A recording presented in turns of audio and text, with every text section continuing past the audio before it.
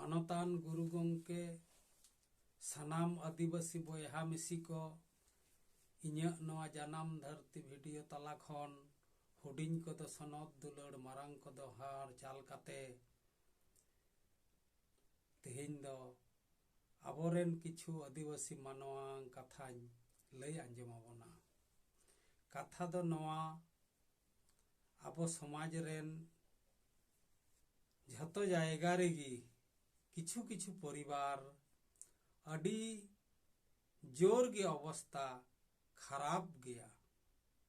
चेदा नौका वर्तमान जुग रेहों बड़ो बड़ो बारेंदा ओड़ा करे एमनी साधारण ओड़ा करे हों माट से टिंग रिनांग आगोड़ हिनाआ जानाला करे ताले टाटी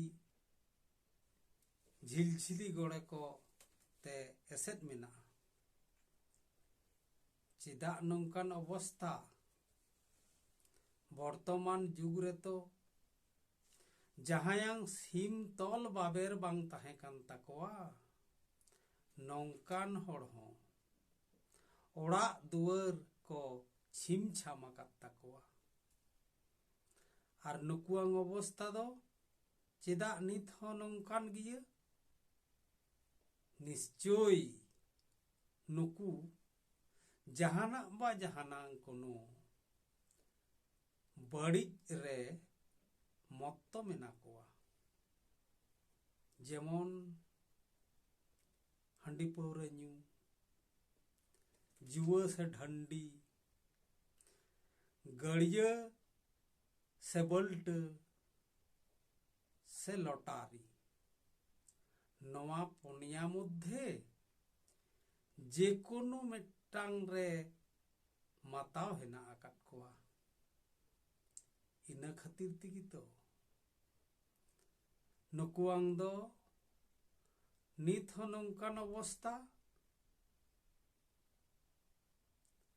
नुको जदि आकोआंग दोस आको निजेते बांग को बुझावा ओकोयांग कथा हो बाको आंजमा आबार निजे जाको बुझा इनागे ठीक ताहले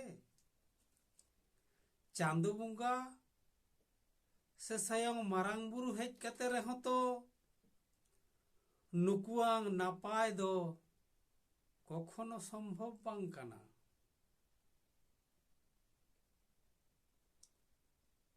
इनते नोआ को खन जतो दिन उनको बांग को सहाआ ततो दिन नुकुआंग नो नापाय दो संभव बांग काना। नेतार मा जमा दो कष्टगी बनुआ सरकार तरफ खन चावले को एमोग काना निया परे हाट बाजार गेंदा खंडुआ रुआ राबांग गिद्रे पड़ाशुना रुआ राबांग से गेंदा खंडुआ नोआ दो दिन हिलोआ बेपार दो बांग काना। हाट बाजार गिद्रे पड़ाशुना नोआ किछु बेपार ताहले नोआ दो जुदी कटी सोझे ताड़ाम चेष्टा हुयुआ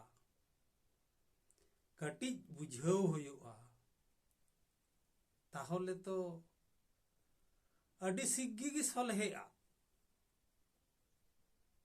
इᱧिᱧ मेना देला जहां को नौकान अवस्था रे एखोन हो हिना पिया अडी लगन ओने ओना को खन लगन पे सहा हेज गदोआ सहा हेज कते आरहो मोड़े होड़ ओका लेकान डहार ते ताड़ाम कते को नापायोक कना ओनकान डहार ताड़ाम कते आबोआं संसार हो जाते बन नापाय दाड़ियाआ ᱚᱱᱟ ᱜᱮᱛᱚ ᱠᱩᱨᱩᱢᱩᱴᱩ ᱞᱟᱹᱠᱛᱤ ᱠᱟᱱ ᱛᱟᱵᱚᱱᱟ। ᱢᱟ ᱛᱮᱦᱮᱧ ᱫᱚ ᱤᱱᱟᱹᱜ ᱜᱮ। ᱟᱨᱦᱚᱸ ᱦᱩᱰᱤᱧ ᱠᱚᱫᱚ ᱥᱚᱱᱚᱛ ᱫᱩᱞᱟᱹᱲ, ᱢᱟᱨᱟᱝ ᱠᱚᱫᱚ ᱡᱚᱦᱟᱨ।